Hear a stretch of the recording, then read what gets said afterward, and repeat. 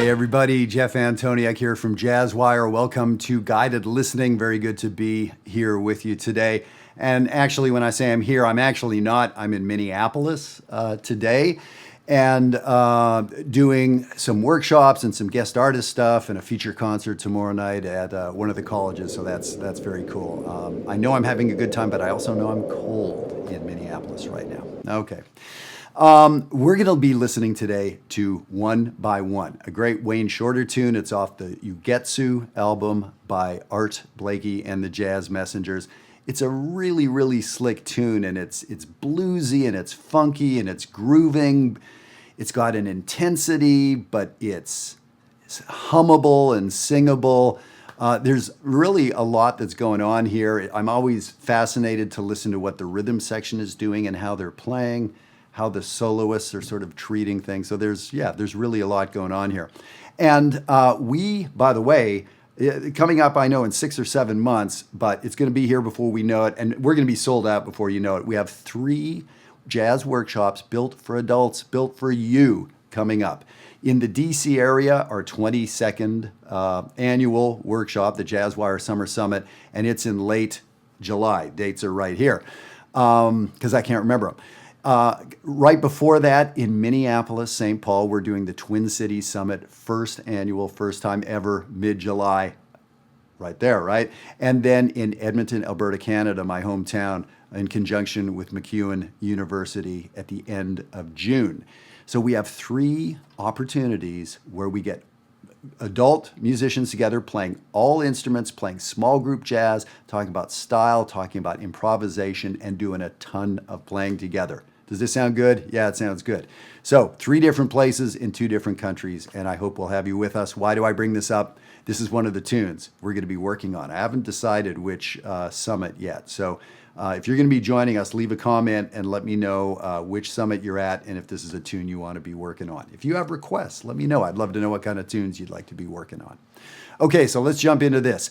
First thing you're going to hear is the inimitable voice of Pee Wee Marquette, the famous announcer at Birdland. This was recorded live at Birdland. So you're going to hear Pee Wee introduce the band. We have Cedar Walton on the piano, Art Blakey on the drums, Reggie Workman on the bass, and then Curtis Fuller on trombone, Freddie Hubbard on trumpet, Wayne Shorter on tenor saxophone. Man, that's a band right there. Okay, it's Art Blakey's band. And we presume Art Blakey wants to show off playing the drums because he's Art Blakey and he can really play the drums. So I want you to listen to his groove and how interactive he is, because jazz is about communication and self-expression, and especially as a drummer, man, you get to do all this stuff. And when it's your band, oh my gosh. So listen to Art Blakey and how interactive he is on this. It's pretty fascinating. Let's jump in. Wayne Shorter and One by One. Art Blakey and the Jazz Messengers. That's a voice right there. Cool intro. Just a rhythm, right, on one chord. And the melody.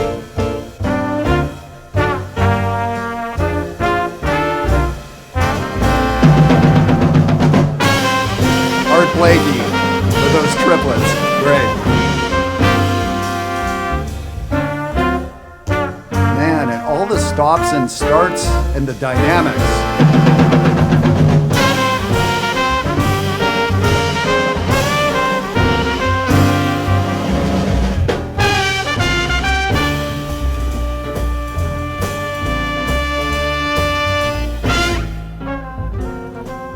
So we're not used to hearing dynamics and an arrangement like this, right? But this was Art Blakey's thing, along with Horace Silver and a couple others, like tight arrangements and a ton of dynamics.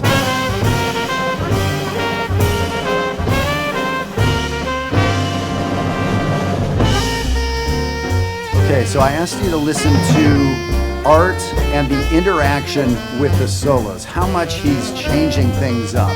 So listen to him. Listen to Art Blakey on the drums.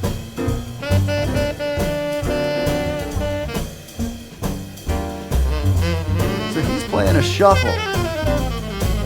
And he's playing backbeat, 2 and 4 on the snare drum.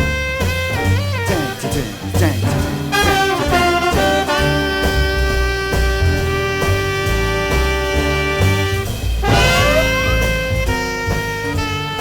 So we've not heard a single drum fill yet, and we're 24 measures into this solo. You're not really going to hear any fills. You're not going to hear any interaction. You're going to hear driving shuffle. Woo! Dang. Reggie Workman and Art Blakey shuffling like there's no tomorrow. So they get it. Their job is not to interact with Freddie Hubbard. I could interact with that. Ooh. That is so perfect for a drummer to catch. But Art's like, yeah, no, we're here all night. Okay, cool little fill into the bridge. So, those moments, Art is playing the song. He's not interacting with Freddie. It's fascinating. And Freddie is playing such hip rhythmic stuff that we could interact with, and he's not taking the bait. Fascinating. Woo! I love that. Curtis Fuller's entrance is quoting the melody, now 4 or 5 choruses in. It's a cool idea.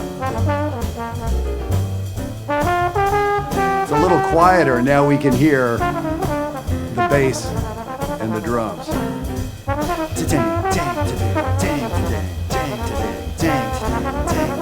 Not subtle, and just not subtle, right?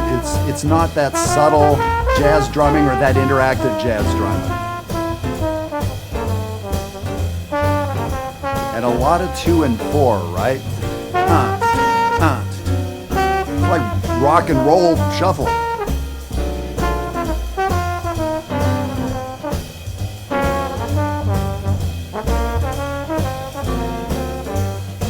So I've talked through 3 pretty world-class solos now. These things happen. Cedar Walton.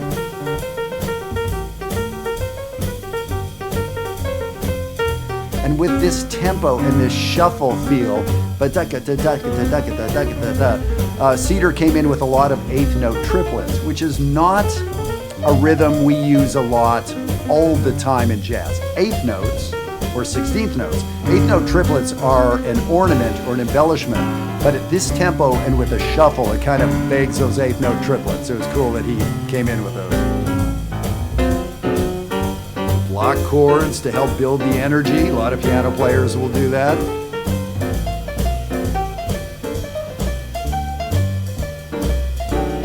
Just how driving that is, how great that feels. Oh my goodness. Those triplets again. And the band totally had their wits about them. They were looking around, everyone knew, back to the melody, dynamics.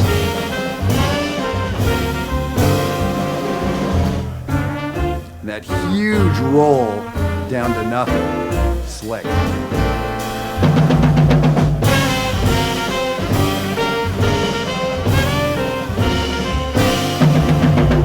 Bridge. There's our shuffle. Freddie.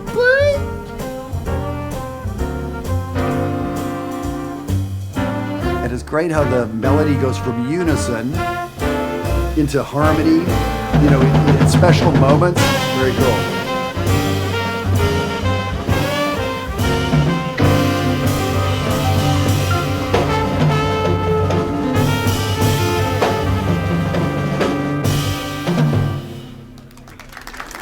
So right at the end, it's worth listening to again how when they hit that last chord, we've got, 3 horn players and piano and drums and everybody. And lots of times it's just cacophony. Everybody just switches their ears off and everybody plays some ridiculous fill and it's a mess. It's not cool. I don't like it. Like lots of times I just don't even bother, when I'm with a couple other horn players. I'm kind of checking it out and it's like, if everyone just jumps in and goes bonkers, like, fine, let me hold my note. I don't know. It seems silly to me, or it's not serving the tune. There, did you notice that they held that note, and then I think maybe Curtis played the first little thing, got out of the way, then Freddie played the next little thing, Wayne came in behind that. They each said a little something, like they talked to each other as opposed to yelling at each other at the end of the tune. It's a great little lesson there, I feel like. Those are pros, right? And did they talk about that? Did Art yell at him the night before, like, look, knuckleheads, the end of every song sounds like crap. Stop it. Take turns, whatever. Or did they have those great instincts? I don't know. That would be interesting to know. But man, so much, Wayne being the great composer and arranger, moments where we have this strong unison. And I mean, unison is the greatest sound in the world. Trombone, tenor, trumpet, especially those three. Oh, how strong it is. And then little moments where it pop into harmony and then back to unison. Amazing arranging. So an arranger doesn't just write everything for three, voiced in three parts because I have three horns. I mean, you could, but you don't have to, right? Like, I'm not using everything in this room right now. Some things are just sitting on the table, and I may not use them for another 6 months. Just because it's there doesn't mean you need to use it all the time, right? So Wayne knew, here's unison. They're break into harmony. No, back to unison. Okay, now harmony in those moments. A really cool thing I like about this that I was talking over is during the bridge of the first 2 or 3 solos, they quoted the bridge melody, ba-ba-doo-ba-doo-ga, sort of as a background behind the soloist. So horn players comping using material that already existed, the melody. All right. So it's a fun tune. I set you up, maybe I hope, if I'm a good enough setter-upper, to imagine, as would make sense, that Art was just going to be interacting with these amazing soloists. It's his band, all of that, and how discipline, I guess, is the word that comes to mind. Or he knew what the song needed. He knew what the groove needed, which was not a bunch of interacting with the soloists. What he wanted is for the soloist to have this rock-solid foundation. And he and Reggie Workman were going to shuffle that thing to death. And they did. So yeah, pretty cool. So if you're a drummer, if you're a bass player, know your role. Ask. It's not the same on every tune. Even if they're all, if this is a swing tune at 140 and that's a swing tune at 140. Yeah, think about it. Think about it. The pros thought about it, right? All right. That was fun to do. That was fun to listen to. I've always enjoyed that tune, and I like playing it, and I'm going to really dig doing it at the summit. So please visit the website. Check it out. We've had thousands of people from all over the world. Every year we get people from Europe and Australia, all over Canada and the U.S. So people travel a long, long way to study with us. And if we're in your neck of the woods, or if you feel like a trip to the D.C. area, to the Twin Cities area, to Edmonton, Alberta, Canada, we'd love to see you. All right, grab a spot, and we'll see you next week here at Guided Listening. Have a good week.